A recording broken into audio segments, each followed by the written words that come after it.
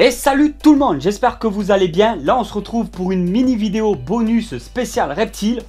Et amphibien parce que je vais m'occuper un petit peu de ma Pixycephalus adversus, grenouille taureau africaine. Je voulais profiter aussi dans cette vidéo, je vais sortir un nouveau style qui j'espère vous plaira beaucoup.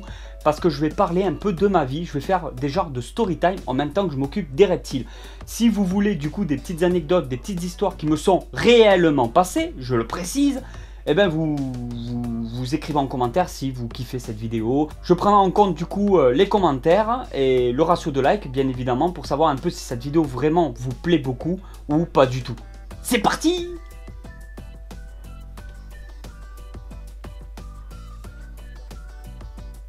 Voici la petite grenouille.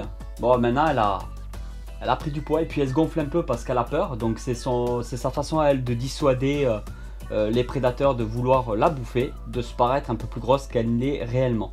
Il y avait vraiment quelque chose que je voulais vous raconter depuis longtemps. Alors c'est à l'époque où j'étais au collège. Je pense que j'étais en 6e. Là je suis en train de remplir le bac d'eau. Je l'avais nettoyé tout à l'heure donc je ne l'ai pas nettoyé en vidéo. Et maintenant je suis en train de le remplir. Parce que le problème avec cette grenouille, c'est qu'en fin de compte, elle défèque dans l'eau. Donc tous ses besoins, elle les fait dans le bac d'eau.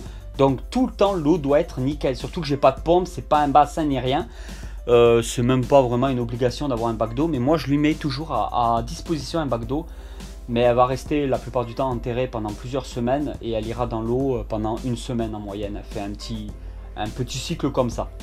Bref, quand j'étais au collège, donc à Tournefeuille, et que j'étais en 6e, il faut savoir qu'en plus j'étais un cancre à l'école, donc j'ai redoublé ma 6e, donc je suis incapable de savoir si c'était ma première ou ma deuxième 6e. Je sais pas si vous voyez un peu.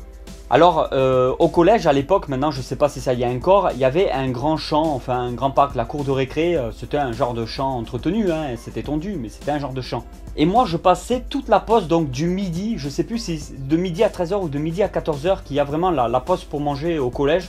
Ça remonte tellement longtemps que je m'en rappelle même plus. Ben, pendant cette pause là, au lieu de draguer des filles avec les copains, comme beaucoup de garçons faisaient, draguer, faire les malins, faire les cons et emmerder son monde, moi j'étais au milieu du champ avec une petite paille et je récupérais les grillons que je pouvais trouver.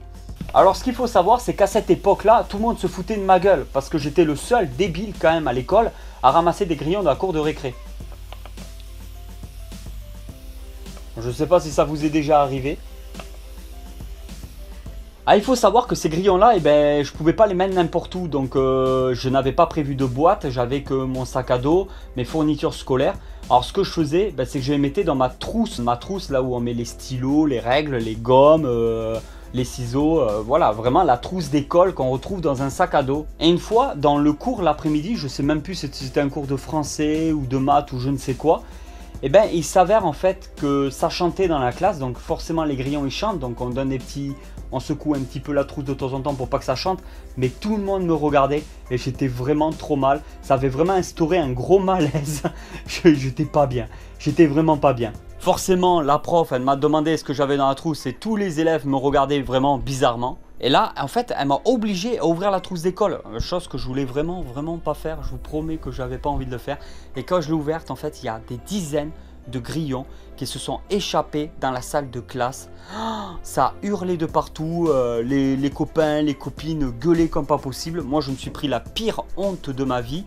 Et honnêtement, je sais plus si j'avais déjà eu, si j'avais eu une sanction pour ça ou pas. Je sais même plus qu'est-ce qui s'est passé par la suite. Tellement ça remonte à longtemps. Mais je vous promets que ce jour-là, j'étais vraiment pas bien. Ça a été peut-être l'une de mes plus grosses hontes que je me suis pris de ma vie. C'est vraiment pour vous dire qu'à l'époque, j'en avais un peu rien à foutre de tout. Et tout ce qui m'intéressait, c'est d'être à quatre pattes en train de chercher des animaux, des petits insectes, des fourmis, des serpents, des trucs un peu partout dans la nature. Et voilà tout le monde, j'espère que cette petite vidéo vous a plu, ce petit bonus maintenant où je vais vous raconter de temps en temps une petite histoire vraie qui m'est arrivée. Ça ne sera pas toujours dans les vidéos bonus, mais de temps en temps, raconter une petite histoire, je pense que ça pourrait vous plaire. Allez tout le monde, ciao ciao!